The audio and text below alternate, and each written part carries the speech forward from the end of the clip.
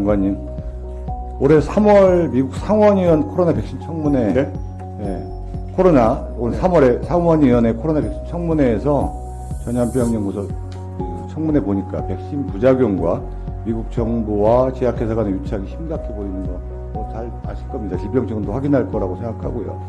최근 미국 연방법원 명령으로 공개된 화이자 내부 문서에서도 백신 효과, 심장 손상 유발, 각종 부작용만 1200가라는 게 드러났습니다. 우리 질병청도 정확하게 인지하는 걸로 알고 있습니다. 해외 여러 나라가 이미 공개했죠. 미국, 일본, 브라질, 아르헨티나 등 남아공도 공개했는데 백신 구매 계약서 보면은 공급 시기, 공급 방법, 접종 연령, 접종 시기, 접종 방법이 나와 있어요. 근데 우리나라는 계약서 공개 소송에서 이미 공개 판결에도 불구하고 대형로펌 선임해서 항소했다는 핑계로 지금도 아직 공개 안 하고 있어요. 아마 이 문재인 정부와 박능우 복지부 장관 역시 계약 전에 미국 FDA가 공개한 화이자 백신 임상 결과를 확인하고 백신의 위험성과 부작용을 정확하게 인지한 상태에서 부작용에 대한 면책 조항, 비밀주의 조약, 그 다음에 소송비용 국가 부담 등에 동의한 것으로 보여지고 박능우 장관은 이미 불공정 계약임을 직접 인정하기도 했어요. 이러한 주장의 근거는 2021년 3월 문재인 정부가 성인 백신을 시석해서 만 16세까지 접종하겠다는 화이자 요청에 시석 사용을 허가했고 2021년 7월에서 만 12세까지 사용할 수 있도록 품목 변경 허가만으로 사용 승인이 됐습니다. 앞서 말씀드린 그런 조건이 문재인 정부가 맺은 계약서에 담겨 있는 거니 근거도 없이 집단 면역 70% 목표, 모자란 숫자 채우기 위해서 코로나19 치명률이 잘 아시겠지만 0%인 청소년까지 강제로 백신 접종이 됐죠.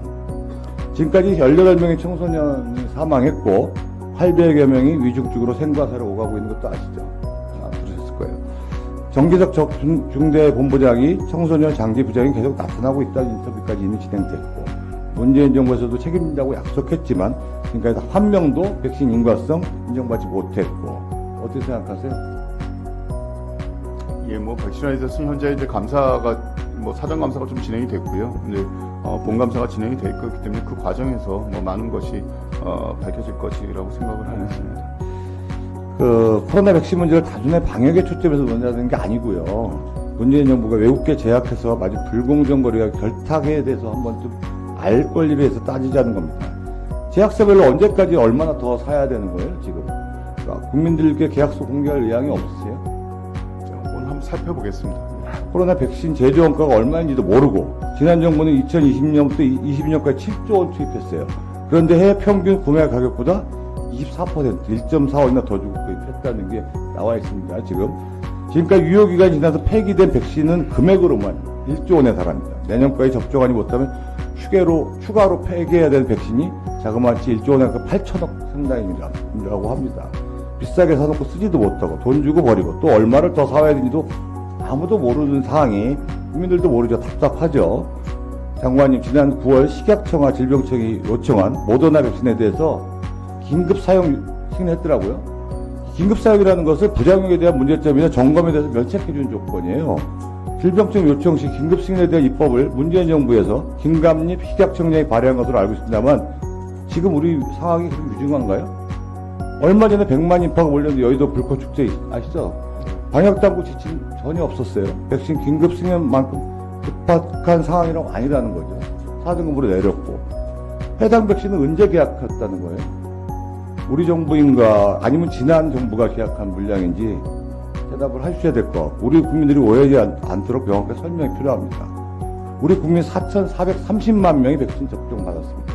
그런데 3,500만 명이 감염됐어요. 예방 효과에 대해서 또 의심이 들 수밖에 없는 겁니다. 하버드, 존 홉킨스 유명한 데서 코로나 백신이 코로나보다 더 98%가 위험하다는 이미 연구 결과 발표했어요. 덴마크는 2022년 9월부터 50세 이하의 접종을 중지했고 수많은 나라들이 접종 중지하고 있습니다. 그런데도 불구하고 정부 2022년 7월 문재인 정부 식약처를 대상으로 한 정보 공개 요청은 화이자 백신 임상 자료에 대한 코로나19를 예방하는 기전이 없다는 것을 인정했습니다. 사실인지 모르겠어요. 백신 성분과 안전성을 확실하게 담보할 수 있도록 검증 절차를 강화하자는 국민 청원에 대해서도 높은 접종률을 유지하겠다는 질병청의 답변만 나오고 있습니다. 이게 정말 동문서답도 아니고 문재인 정부가 흑자라는 K 방역 수혜자는 우리 국민이 아니라 이게 엉뚱한 사람일 수 있다는 의구심이 생기죠. 그래서 저는 말씀드립니다. 첨단 PCR 검사 특정업체 주식하고 병원 육수를 신속도 그냥 찍도록 정부가 지정한 외상업체 지정했어요. 그래서 식약청 질병청 지부 직원들의 분석평가 정량 테이프의 기관에 따라서 빅파마, 글로벌 제약사 정관리에서 크게 세움되는 이 중도수비가 너무 많고 지금도 이런 일이 발생되고 있는데 전수조사 별도의 감사가 좀 필요하다고 생각합니다. 지금 받아주려는데 이 내용을 특별히 좀 살펴봐 주시고요. 전수조사 계획을 좀 조합감사 전달할 수 있도록 본의원에게 보고해 주셨습니다. 예, 뭐 감사는 감사에서 이제 자체적으로 진행을 할 거고요. 혹시 저희가 행정부 내부에서 현재 진행되고 있는 정책 추진이나 관련해서 좀 살펴볼 곳이 있으면 살펴보고 말씀드리도록 하겠습니다. 또 한 가지 청소년 코로나19 백신 피해자에 대한 현황조사 피해 보상 계획도 또 향후 계획을 좀 말씀해 주시기 바랍니다.